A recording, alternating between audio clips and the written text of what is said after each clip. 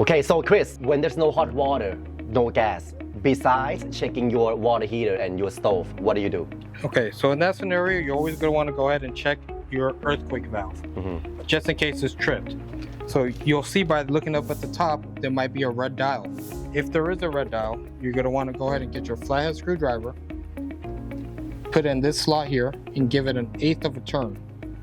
Just like so, and you'll see it go green. Once it's green, it's going to indicate that the gas is restored back to the house, and you go ahead and test your stove, water, see if the gas is on. If it's still not turned on, you go ahead and call the gas company. Okay, and how often does that happen with, gas shut off, the earthquake shut off valve trigger? They're pretty sensitive, so say a trash company comes with the big trucks and move the earth, it's possible that it could trigger.